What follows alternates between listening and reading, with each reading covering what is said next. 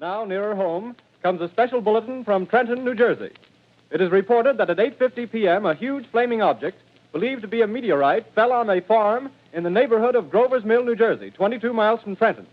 The flash in the sky was visible within a radius of several hundred miles, and the noise of the impact was heard as far north as Elizabeth. We have dispatched a special mobile unit to the scene. We're here in Grover's Mill, New Jersey with Bill Birnes. Bill, what are we doing here? We are at the exact spot, right here, there's the monument, where a meteor, ostensibly from Mars, that was really a spaceship, based on H.G. Wells' novel War of the Worlds from the end of the 19th century, this is the spot where it landed. This is the American version of War of the Worlds. We take you now to Grover's Mill, New Jersey. Ladies and gentlemen, this is Carl Phillips again, out at the Wilmot Farm, Grover's Mill, New Jersey. Professor Pearson and myself made the 11 miles from Princeton in 10 minutes. Well, I hardly know where to begin. To paint for you a word picture of the strange scene before my eyes, like something out of a modern Arabian Nights. Well, I just got here. I haven't had a chance to look around yet. I guess that's it. Yes, I guess that's the thing directly in front of me, half buried in a vast pit. So, Bill, that was one of the first science fiction books by H.G. Wells, War of the Worlds. Everybody thinks it's science fiction, but it wasn't. It was satire camouflaged as science fiction. Wait a minute, Bill, why a satire? I mean, why Grover's Mill? Why Princeton? Because it was Princeton, actually it was Frank Stanton at Princeton, who was working for the Rockefeller Foundation, who paid for the whole thing. So when you say it's fake news, yeah, it's fake news, but the broadcast itself was a hoax on top of a hoax on top of a hoax. Because the whole point of this thing was, it was not an entertainment broadcast, it was a mass population media experiment couched in terms of a science fiction story on the radio. Professor Pearson? Yes, Mr. Brooks. Can you tell us the meaning of that scraping noise inside the thing?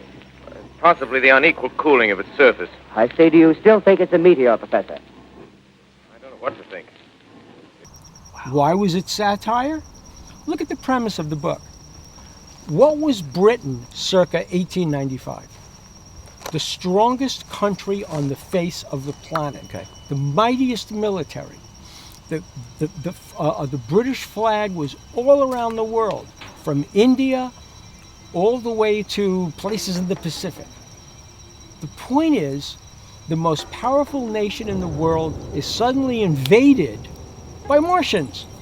They come crashing down in meteors, and the most powerful army in the world can't defeat them. And remember, this is less than a decade before World War I, and the most powerful army in the world, the British Army, could not defeat the Martians. Now ask me what defeated the Martians. What defeated the Martians? The common cold. So here's the satire. The most powerful country in the world is crushed by the Martians, and yet the tiniest of microbes, the minute bacteria, that fells the Martians.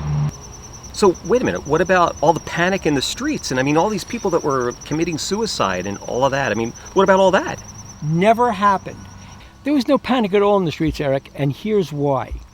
Because for Frank Stanton and for the Rockefeller Foundation funded group that was supporting this Mercury Theater of the Air, there had to be panic. And I'll tell you why. Because the whole thing was an experiment in how do you move mass media? How do you move mass populations with information? And you might ask, why? Why would you even go down that road? Why would the Rockefeller Foundation go down that road? And here's the reason.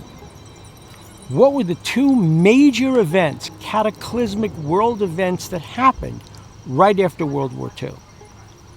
The rise of communism and the overthrow of the Tsar. So a whole new regime came into being, the Soviet Union, in the 1920s. And then Hitler invaded the Sudetenland, Austria, and of course the year after the broadcast, Poland in the 1930s. So you had two major cataclysmic mass movements. And what the Rockefeller Foundation wanted to know was how? How did that start? Where did it start? How did it start? The same way it started in 2016, fake news. So what did the Rockefeller Foundation do? They created their own fake news. Grover's Mill. In fact, when it was all over, after the dust had settled and people were saying, oh my God, these people were playing tricks on the mass media, people weren't jumping out of windows. People weren't running into the streets like the invasion of the body snatchers. In fact, months afterward, Frank Stanton himself, and we can talk about Frank Stanton, but Frank Stanton himself complained to the British newspapers there was no panic in the streets. He couldn't generate the panic he wanted to generate. You know, it's fascinating. What Bill's just telling us is absolutely incredible. It actually makes a lot of sense. I can't wait to hear a little bit more about what happened here. So why Frank Stanton? Frank Stanton at Princeton was in charge of measuring analytics. And here's what he was doing. The whole point was, what could stimulate a mass population to go in a certain direction? Now, we all know who invented this stuff, right? It was the Russians. It's Pavlov dogs. Ring a bell? So that's the whole point. How do you could humans do what dogs do by following stimuli? And that's what Frank Stanton was measuring. He was measuring what would it take.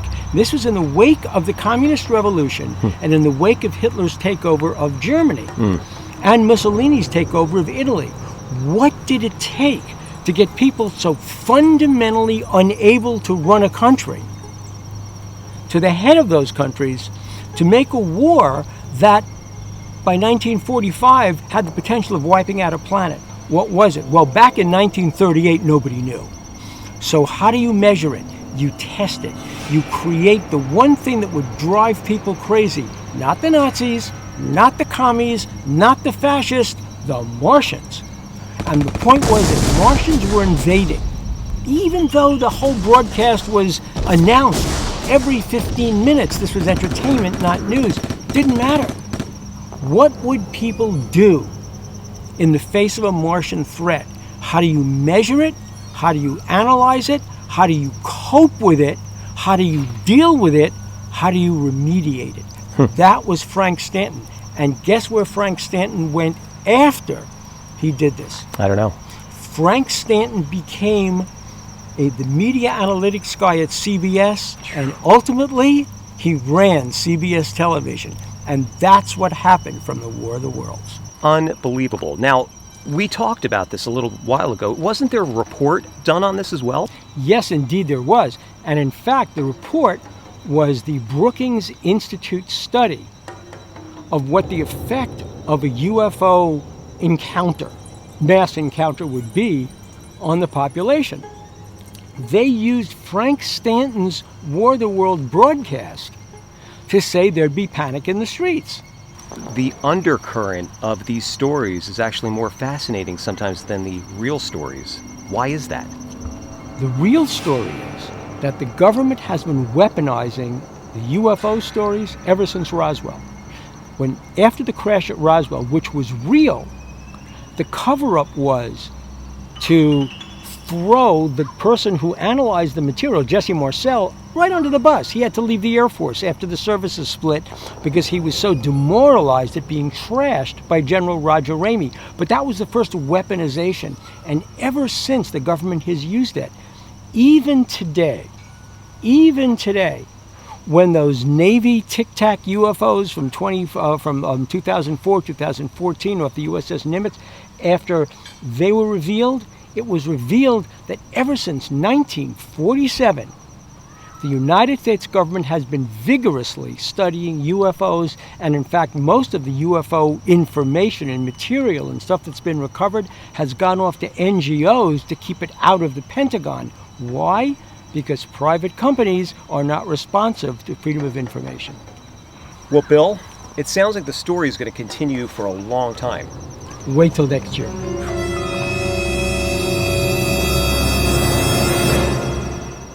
Estimated in the last 2 hours, 3 million people have moved out along the roads to the north, Hutchison River Parkway still kept open for motor traffic. Avoid bridges to Long Island, hopelessly jammed. All communication with Jersey Shore closed 10 minutes ago.